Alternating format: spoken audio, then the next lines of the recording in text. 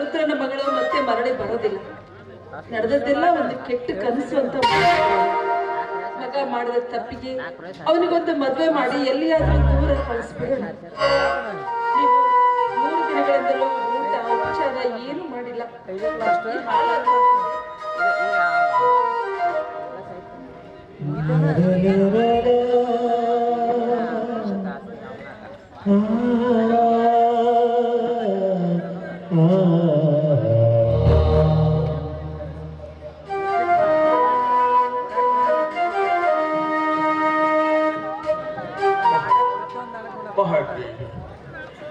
ನಮ್ಮ ಮಗ ಮಾಡಿದ ಮಾನಹೀನ ಕೃತಿಗೆ ಈ ಮನದಿಂದ ಮಾನವೇ ಕುಸಿದು ಮಸಣವಾಗುವ ಪ್ರಸಂಗ ಬಂದಿತ್ತು. ಪ್ರಾಣಕ್ಕಿಂತ ಹೆಚ್ಚಾಗಿ ಜೋಪಾನ ಮಾಡಿದ ಮಗಳ ಪ್ರಾಣವನ್ನೇ ಬಲಿ. ಈ ಮನೆತಂದ ಮಾನ ಉಳಿಸಿದ ಪುಣ್ಯವಂತನ ಋಣ ನಾವು ಯಾವತ್ತೂ ಮಗ ನಿಮ್ಮ ಮೊಮ್ಮಕಾರದ ಕಿಚ್ಚನ್ನು ನಿನ್ನ ಮನದಲ್ಲಿ ಸುಟ್ಟಾಕು. ಈ ಮನೆತಂದ ಮಾನ ಉಳಿಸಲು ಮುಂದಾಗು. ಅದಕ್ಕಾಗಿ ಈ ನ್ಯಾಯದ ನಡುಗಂಬದ ಮನೆಯಲ್ಲಿ ನಿಂತು ನಾನೊಂದು ನಿರ್ಧಾರ ಮಾಡಿದ್ದೇನೆ. ಮಗ ಮಾಡಿದ ತಪ್ಪಿಗೆ ಏನ್ ನಿರ್ಧಾರ ಮಾಡಿದ್ದೀರಿ ನಿಮ್ಮ ಮನಸ್ಸಿನಲ್ಲಿ? ಮಹಾದೇವಿ, ನನ್ನ ಮಾತಿಗೆ ಬರುವ ಉತ್ತರ ಕೊಡಬೇಕು. ನಾನು ಹೇಳಿದ ಮಾತಿಗೆ ಅಷ್ಟೇ ಹೂವನ್ನು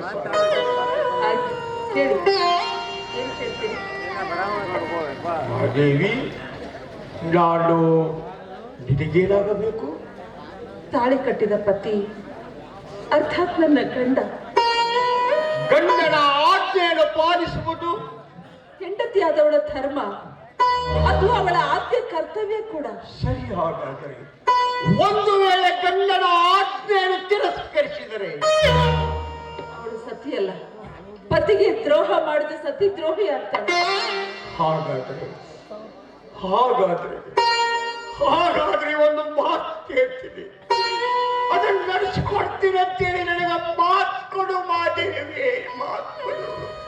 ಮಾತು ಕೊಟ್ಟು ವಚನ ಹೀನಳಾಗೋದ್ಕಿಂತ ಮಾತಿನ ಮರ್ಮವನ್ನ ಅರಿಯೋದು ಒಳ್ಳೆಯದು.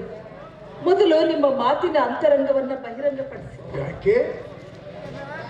ಸತಿಯಾದವಳು ಪತಿ ಧರ್ಮವನ್ನು ಪಾಲಿಸಬೇಕಾದದ್ದು ಸತಿ ಧರ್ಮ ಅಂತ ಈಗ ತಾನೇ ನಿನ್ನ ಬಾಯಿಂದ ನೀನು ಹೇಳಿದ್ರಿ ಅಂದಾಗ ನನ್ನ ಮಾತಿನ ಅಂತರಂಗವನ್ನು ತಿಳಿಯುವ ಅವಶ್ಯಕತೆ ನಿನಗಿಲ್ಲ. ನನ್ನ ಮಾತು ನಡೆಸಿಕೊಡ್ತೀವ ಅಷ್ಟೇ. ನನ್ನ ಹೆತ್ತವರ ಅಡ ಮಾಡಿ ಹೇಳ್ತೀನಿ, ನಿಮ್ ಮಾತು ನಡೆಸ್ಕೊಡ್ತೀನಿ. ಸತಿ ಧರ್ಮದ ಭಕ್ತಿಯಲ್ಲಿ ಪತಿ ಕುಡಿಯಲೆಂದು ಈ ಹಾಲು ನನಗಾಗಿ ತಂದರೆ, ಆದ್ರೆ ಈ ಹಾಲಿನ ಅವಶ್ಯಕತೆ ನನಗಿಲ್ಲ. ಪ್ರತಿದಿನ 10 ಗಂಟೆಗೆ ನಿನ್ನ ಮಗ ಕುಡಿಯುವ ಮಾಂತೇಶ ಈ ಹಾಲು ಕುಡಿಬೇಕು. ಆದ್ರೆ ನಿನ್ನ ಮಗ ಕುಡಿಯುವ ಈ ಹಾಲಿನಲ್ಲಿ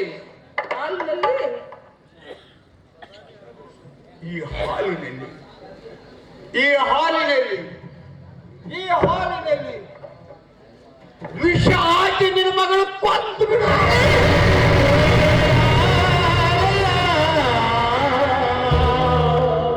ನೀವೇ ಮಾತಾಡ್ತಾ ಇದ್ದೀರಾ? 9 ತಿಂಗಳು ಹೊತ್ತು ಎಂತ ಮಗನಿಗೆ ನನ್ನ ಕೈಯಲ್ಲಿ ವಿಷ ಹಾಕ್ಬೇಕಾ? ಇದು ನನಗೆ ಸಾಧ್ಯ ಇಲ್ಲ.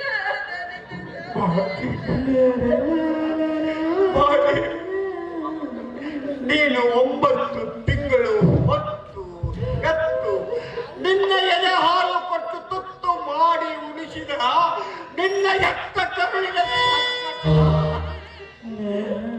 ನನಗೂ ಗೊತ್ತು. ಆದ್ರೆ ಏನ್ ಮಾಡುದು? ಇದು ಅನಿವಾರ್ಯ. ನಮ್ಮ ಮನೆತನ ಮಾನ ಉಳಿಸುವುದಕ್ಕಾಗಿ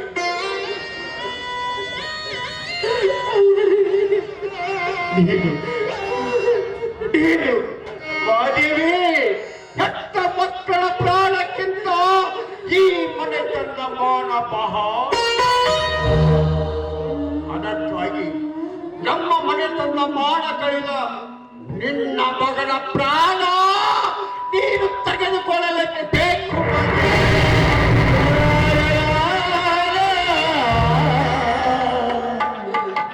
ಮಗನ ಪ್ರಾಣ ಹೋಗುತ್ತೆ ಅಂತ ನಾನು ಚಿಂತಿಸೋದಿಲ್ಲ ರೀ. ಆದ್ರೆ ತನ್ನ ಕೈಯಾರೆ ತನ್ನ ಮಗನಿಗೆ ವಿಷ ಹಾಕೋ ತಾಯಿ ಈ ಪ್ರಪಂಚದಲ್ಲಿ ಯಾರಾದ್ರೂ ಇದ್ದಾರೆ ಅಂದ್ರೆ ಯಾಕಿಲ್ಲ ಮಾದೇವಿ? ದೈವ ಪರೀಕ್ಷಿಸಲು ನಿಂತಾಗ ಭಕ್ತ ಸಿರಿಯಾಳನ ಆತಿ ಅವನ ಹೆಂಡತಿ ಚಂದ್ರವತಿ ತನ್ನ ಮಗನನ್ನು ಬಲಿ ಕೊಡಲಿಲ್ಲವೇ? ಅದರಂತೆ ಬಾಲಚಂದ್ರನ ಸಖಿ ಅನುಸೂಯ ತನ್ನ ಮಗನನ್ನು ಬಲಿ ಕೊಡಲಿಲ್ಲವೇ? ಅದರಂತೆ ನಮ್ಮ ಮನೆತನ ಮಾಡ ಕಳೆಯಲು ಮುಂದಾದ ನಿನ್ನ ಮಗನ ಪ್ರಾಣ ನೀನು ತೆಗೆದುಕೊಳ್ಳಲೇಬೇಕು.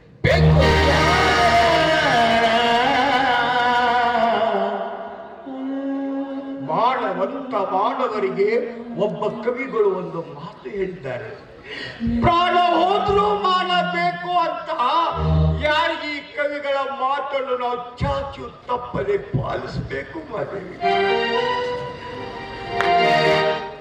ಮಹಾದೇವಿ, ನಿನ್ನ ಮನದಲ್ಲಿ ಎಲ್ಲವನ್ನು ಸುಟ್ಟಾಕು. ಈ ಮನೆತನದ ಮಾನ ಉಳಿಸಲು ಮುಂದಾಗು.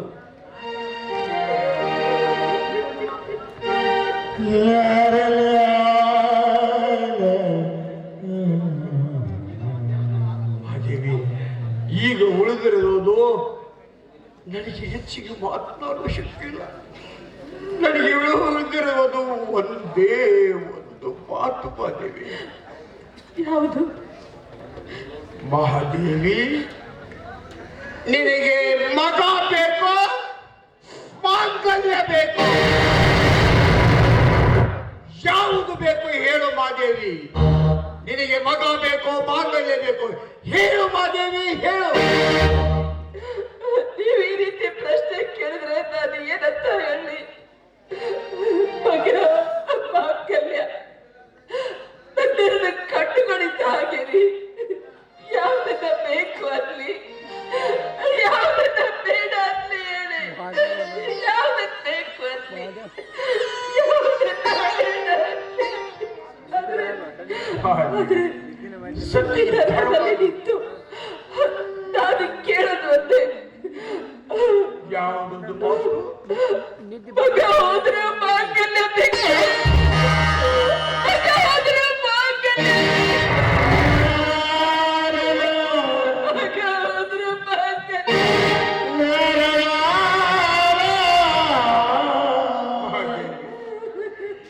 ನಿಜವಾದ ಮಾತನ್ನೇ ಹೇಳಿದೆ ಮಾದೇವಿ. ಹೆಣ್ಣಿನ ಸ್ಥಾನದಲ್ಲಿ ಆ ಮದೇವಿ, ಈಗ ನಿನ್ನ ಮಗ ಮನೆಗೆ ಬರುವ ಸಮಯ. ಹೆತ್ತ ತಾಯಿಯ ಕಡೆಯಿಂದ ಹಾಲು ಕುಡಿಯಬೇಕೆಂಬ ಹಂಬಲ ಹೊತ್ತು ಮನೆಗೆ ಬರ್ತಾನ ಮಗ. ಆದ್ರೆ ಅವನು ಕುಡಿಯುವ ಹಾಲಿನಲ್ಲಿ ವಿಷ ಹಾಕಿ ಕೊಂದು ಬಿಡುವುದಿಲ್ಲ ಮಗನನ್ನು. ಒಂದು ವೇಳೆ ಈ ಕೆಲಸ ನೀನು ಮಾಡದೆ ಹೋದ್ರೆ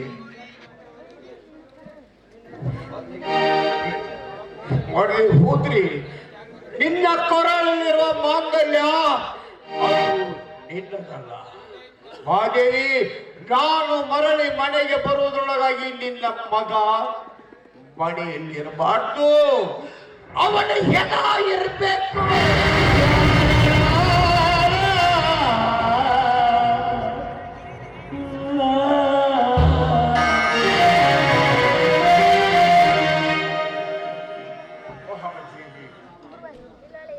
ಮಹಾದೇವಿ, ಈ ಕೆಲಸ ನೀನು ಮಾಡದೆ ಹೋದ್ರೆ ನಿನ್ನ ಕೊರಳಲ್ಲಿರುವ ಮಾಂಗಲ್ಯ ಅದು ನಿನ್ನದಲ್ಲ. ಯಾವ್ದು ಬೇಕು ವಿಚಾರ ಮಾಡು ಮಹಾದೇವಿ. ನಿನಗೆ ಮಗ ಬೇಕು, ಮಾಂಗಲ್ಯ ಬೇಕು, ಇವ ಎರಡರಲ್ಲಿ ಯಾವುದು ಉಳಿಸ್ಕೋಬೇಕು, ಯಾವ್ದು ಕಳ್ಕೋಬೇಕು, ಈ ನಿರ್ಧಾರ ನಿನಗೆ ಬಿಟ್ಟು.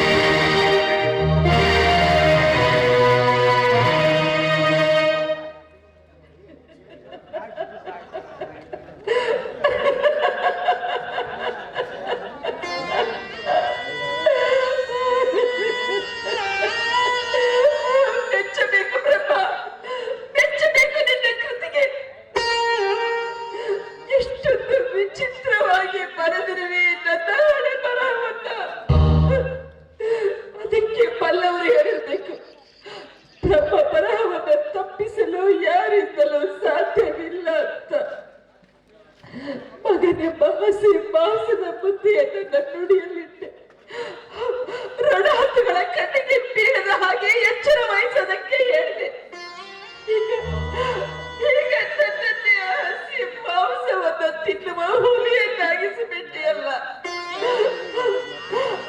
ಮಾಂಸ ತಿಂದ್ರೆ ಬಲು ವಿಷ ಅಂತ ನನಗೂ ಗೊತ್ತು. ತಿನ್ನದೆ ಹೋದ್ರೆ ನರಕಕ್ಕೆ ದಾರಿ ಅಂತ ಹೇಳ್ತಾ ಇದ್ದೀಯಲ್ಲ. ಏ ಬ್ರಹ್ಮ, ನಾನು ಬದುಕಬಾರ್ದು ಅನ್ನೋ ಇಚ್ಛೆ ನಿನಗಿದ್ರೆ ನನ್ನ ಯಾಕೋ ಈ ಭೂಮಿ ಮೇಲೆ ಹುಟ್ಟಿಸಿದೆ?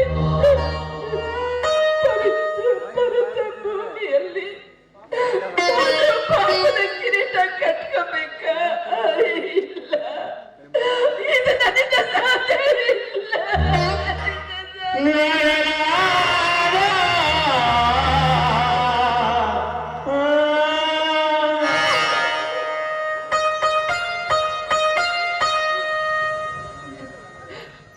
ಮನೆ ಕಲ್ಲಾಗಬೇಕು, ಕಟ್ಟಿಕೊಂಡವನು ಉಳಿಬೇಕು, ಮಗ ಅಳಿಬೇಕು. ಕಟ್ಟಿಕೊಂಡವನು ಉಳಿಬೇಕು, ಮಗ ಅಳಿಬೇಕು. ಅದಕ್ಕೆ ಬಲ್ಲವರು ಹೇಳಿರ್ಬೇಕು. ತೊಟ್ಟಿಲಿಗಳೆಷ್ಟೋ ಅಷ್ಟೇ ಮಸಣಗಳು ಈ ಭೂಮಿಯಲ್ಲಿ. ತೊಟ್ಟಿಲಿಗಳೆಷ್ಟೋ ಅಷ್ಟೇ ಮಸಣಗಳ ಈ ಭೂಮಿಯಲ್ಲಿ. ತೊಟ್ಟಿಲಕ್ಕೆ ಹಬ್ಬ, ಮಸಣಕ್ಕೆ ಬೊಬ್ಬೆ. ತೊಟ್ಟಿಲಕ್ಕೆ ಹಬ್ಬ, ಮಸಣಕ್ಕೆ ಬೊಬ್ಬೆ. ಮಧ್ಯ ಮುಸುಕಿನ ಬಾಳು ನಮ್ಮಿ ಜೀವನ. ನಾನಿಂತ ಮಾಡಿದ್ದೆ ಅಂತ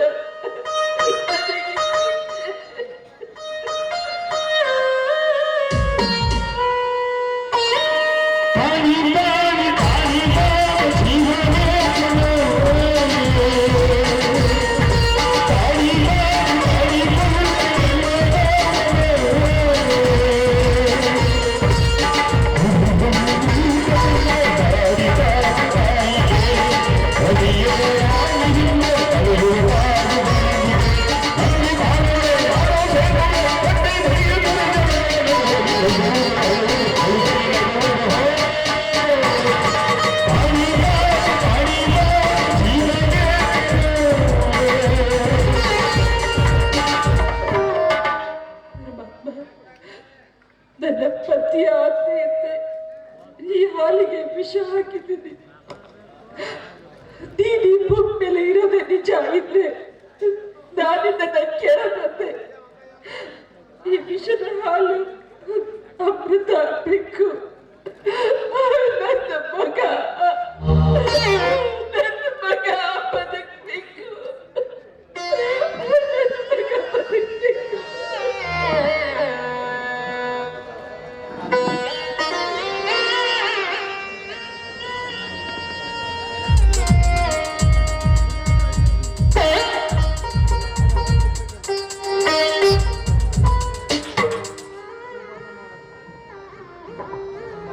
ಏನಮ್ಮ ಅಮ್ಮ,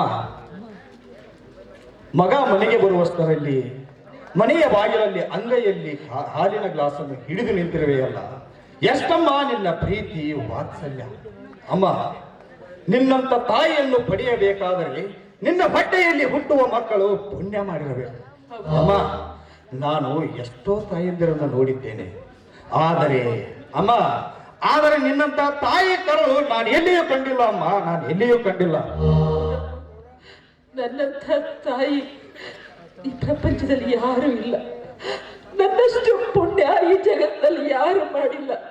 ನನ್ನಂಥ ತಾಯಿಯನ್ನ ನೀವು ಬೇಕಾದಷ್ಟು ಜನ ನೋಡಿರಬಹುದು, ಆದ್ರೆ ಮಗನ ಮೇಲೆ ಪ್ರೀತಿ ಹೆಚ್ಚಾಗಿ ಇಂಥ ಹಾಲು ಕುಡಿಸೋ ತಾಯಿ ಈ ಜಗತ್ತಿನಲ್ಲಿ ಯಾರು ಇಲ್ಲ ಅನ್ಸುತ್ತೆ. ನನ್ನ ಹೊಟ್ಟೆಲಿ ಹುಟ್ಟಿದ್ದು ನಿನ್ನ ಪುಣ್ಯನೋ, ನಿನಗೆ ಜನ್ಮ ಕೊಟ್ಟಿದ್ದು ನನ್ನ ಪುಣ್ಯನೋ, ಆ ದೇವರಿಗೆ ಗೊತ್ತಪ್ಪ, ಆ ದೇವರಿಗೆ ಗೊತ್ತು. ಅಮ್ಮ, ನಿನಗೆ ಹಾಲು ಕುಡಿಸ್ತಿದ್ದೀನಲ್ಲ ಆ ಸಂತೋಷ. ಹೌದೇನಮ್ಮ? ಅಮ್ಮ, ಸಂತೋಷಕ್ಕಾಗಿ ಯಾವತ್ತೂ ಕಣ್ಣೀರು ಹಾಕ್ಬಾರ್ದಮ್ಮ. ಸರಿ,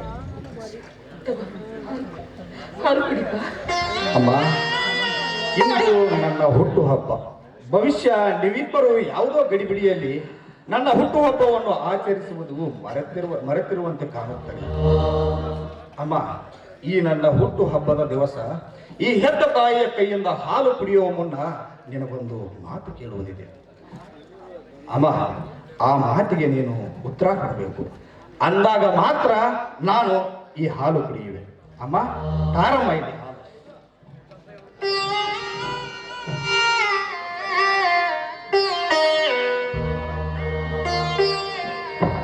ಯಾವುದು ಮಾತೇಶ್ ನಿನ್ ಮನಸ್ಸಿನಲ್ಲಿ ಕಾಡೋ ಪ್ರಶ್ನೆ?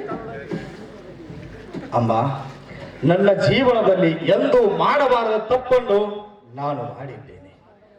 ಅಮ್ಮ, ಆ ತಪ್ಪನ್ನು ನಿನ್ನ ಮುಂದೆ ಮುಚ್ಚಿಡದೆ ಇಂದು ಹೇಳಬೇಕಂತ ನಿರ್ಧಾರ ಮಾಡಿದ್ದೇನೆ. ಅಮ್ಮ, ನೀನು ಕ್ಷಮಿಸುತ್ತೇನೆ ಅಂತ ನನಗೆ ಮಾತು ಕೊಡಬೇಕು. ಅಂದಾಗ ಮಾತ್ರ ನಾನು ಈ ಹಾಲನ್ನು ಕುಡಿಯುತ್ತೇನೆ. ಅಲ್ಲಿಯವರೆಗೆ ನಾನು ಹಾಲನ್ನು ಕುಡಿಯುವುದಿಲ್ಲಮ್ಮ. ಮೊದಲು ನೀನು ಮಾಡಿದ ತಪ್ಪು ಏನು ಅಂತ ನಮಗ್ ಗೊತ್ತಾಗ್ಬೇಕಲ್ಲಪ್ಪ. ಅಮ್ಮ, ಅಮ್ಮ, ಈ ಮಾನವಂತರ ಮನೆಯ ಮಗನಾಗಿ, ಈ ಪುಣ್ಯವಂತರ ಹೆತ್ತ ತಂದೆ ತಾಯಿಯ ಕಂದನಾಗಿ ಮಾಡಬಾರದ ತಪ್ಪು ನಾನು ಮಾಡಿದ್ದೇನಮ್ಮ, ನಾನು ಮಾಡಿದ್ದೇನೆ. ಅದೇನೆಂದರೆ ಅಮ್ಮ, ಅದೇನೆಂದರೆ ನಮ್ಮನ್ನೇ ನಂಬಿದ ಒಂದು ಬಡ ಕುಟುಂಬದ ಹೆಣ್ಣಿನ ಮಾನಭಂಗ ಮಾಡಿದ್ದೇನಮ್ಮ. ನಾನು ಮಾನಭಂಗ ಮಾಡಿದ್ದೇನೆ ಅಮ್ಮ. ನಾನು ಮಾಡಿದ ಆ ತಪ್ಪಿಗೆ ಆ ಹೆಣ್ಣು ಆತ್ಮಹತ್ಯೆ ಮಾಡಿಕೊಂಡು ಪ್ರಾಣ ಬಿಟ್ಟಳಮ್ಮ, ಪ್ರಾಣ ಬಿಟ್ಟಳು. ಅಮ್ಮ, ಆ ಸಾವಿಗೆ ನಾನೇ ಕಾರಣ ಅಂತ ಯಾರಿಗೂ ಗೊತ್ತಿಲ್ಲಮ್ಮ, ಯಾರಿಗೂ ಗೊತ್ತಿಲ್ಲ. ಆದರೆ ಆ ವಿಷಯವನ್ನು ಇಂದು ನಿನ್ನ ಮುಂದೆ ಮುಚ್ಚಿಡದೆ ಹೇಳುತ್ತಿದ್ದೇನೆ. ಅಮ್ಮ, ಆ ತಪ್ಪಿಗೆ ನಾನೇ ಕಾರಣ ಅಂತ ಇಂದು ಮುಚ್ಚಿಡದೆ ನಿನ್ನ ಮುಂದೆ ಹೇಳುತ್ತಿದ್ದೇನೆ. ಅಮ್ಮ, ಯಾಕಮ್ಮ ನಗ್ತಾ ಇದೆಯಾ? ಬೆಕ್ಕ ಕಣ್ಣು ಮುಚ್ಚಿ ಹಾಲು ಕುಡಿದ್ರೆ ಜಗತ್ತೇ ನೋಡಿಲ್ಲ ಅನ್ನುತ್ತಂತೆ. ಅಮ್ಮ, ಅಂದ್ರೆ ಈ ವಿಷಯ ನನಗೆ ಮೊದಲೇ ಗೊತ್ತೇನಮ್ಮ? ಇಲ್ಲಪ್ಪ, ಈಗ ತಾನೇ ನೀನೇ ಹೇಳಿದ್ಯಲ್ಲ. ಹೌದೇ? ನೋಡಮ್ಮ, ಇಂದು ನಿನ್ನ ಬಾಲ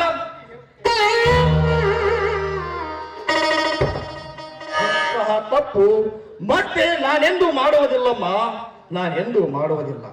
ಅಮ್ಮ, ನನಗೆ ಹೆಂಡತಿಯಾಗಿ ಬರುವ ಹೆಣ್ಣನ್ನು ಬಿಟ್ಟರೆ, ಅಮ್ಮ, ನನಗೆ ಹೆಂಡತಿಯಾಗಿ ಬರುವ ಹೆಣ್ಣನ್ನು ಬಿಟ್ಟರೆ ಈ ಜಗತ್ತಿನಲ್ಲಿ ಎಲ್ಲ ಹೆಣ್ಣು ಮಕ್ಕಳನ್ನು ನನ್ನ ಹೆತ್ತ ತಾಯಿಯಂತೆ ಕಾಣುತ್ತೇನಮ್ಮ, ನನ್ನ ಹೆತ್ತ ತಾಯಿಯಂತೆ ಕಾಣುತ್ತೇನೆ.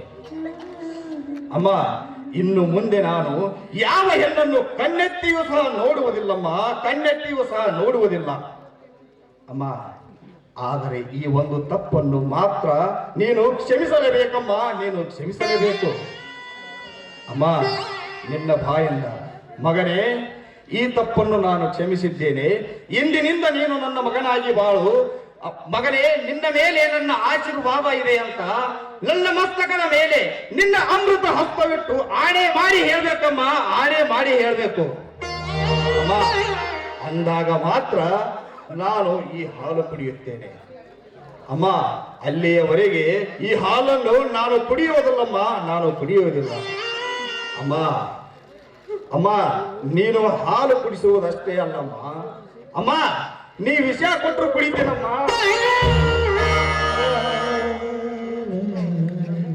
ಅಮ್ಮ, ಆದರೆ ಮಾತ್ರ ನೀನು ಈ ತಪ್ಪನ್ನು ಕ್ಷಮಿಸಿದ್ದೀನಿ ಅಂತ ಹೇಳಮ್ಮ, ಹೇಳು. ಅಮ್ಮ, ಯಾಕಮ್ಮ ಮೌನವಾಗಿ ನಿಂತಿರುವೆ? ಹೇಳಮ್ಮ, ಹೇಳು. ದೈವ ದೂರಾದ್ರೆ ದೇವರು ಬಂದ್ರೆ ಉಳಿಸ್ಕೊಳ್ಳೋದಕ್ಕೆ ಸಾಧ್ಯ ಇಲ್ಲ. ಮಕ್ಕಳಿಗಿಂತ ತಾಯಿ ದೊಡ್ಡೋಳು. ಮೊದಲು ಆ ಹಾಲು ಕೊಡಿ, ಆಮೇಲೆ ನಾನು ನಿನಗೆ ಖಂಡಿತ ಆಶೀರ್ವಾದ ಮಾಡ್ತೀನಿ. ಅಮ್ಮ, ಈ ಮಾತು ಸತ್ಯವಾಗಿ ಹೇಳ್ತಾ ಇದೆಯೇನಮ್ಮ? ಸತ್ಯವಾಗಿ ಹೇಳ್ತಿದ್ದೀನಮ್ಮ. ಸರಿ ಅಮ್ಮ, ಮೊದಲು ಹೆತ್ತವಳ ಆಶೆಗೆ ಅಮ್ಮ ತೆಗೆದುಕೊಂಡು ಬಾ.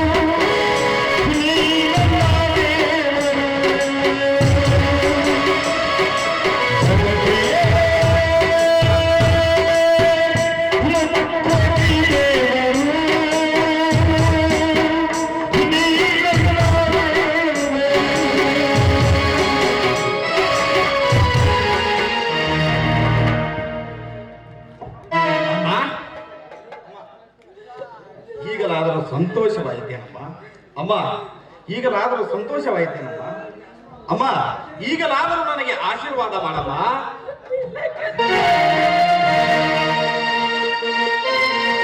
ನಾನು ಏನಂತ ಆಶೀರ್ವಾದ ಮಾಡ್ಲಿ?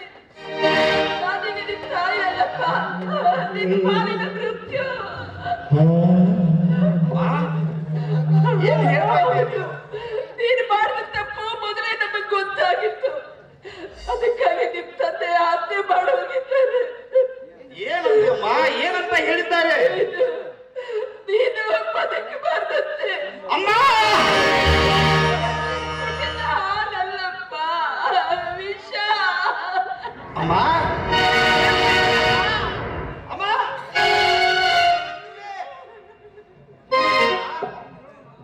ನೀನು ಹೇಳುವ ಈ ಮಾತು ಸತ್ಯವೇನಮ್ಮ?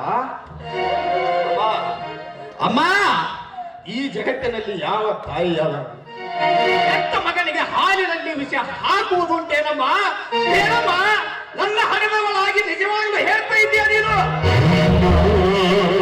ನಿನ್ನ ಪಾಲಿಗೆ ಈ ಹೆತ್ತವಳ ಹಾಲೆ ವಿಷ.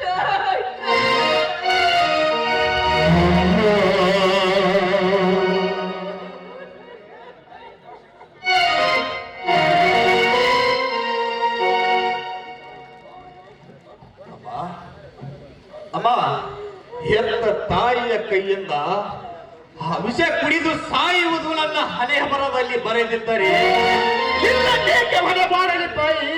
ನಿನ್ನನ್ನೇಕೆ ಹೊಣೆ ಮಾಡಲಿ? ನೀ ಕೊಟ್ಟ ಪ್ರಾಣವನ್ನು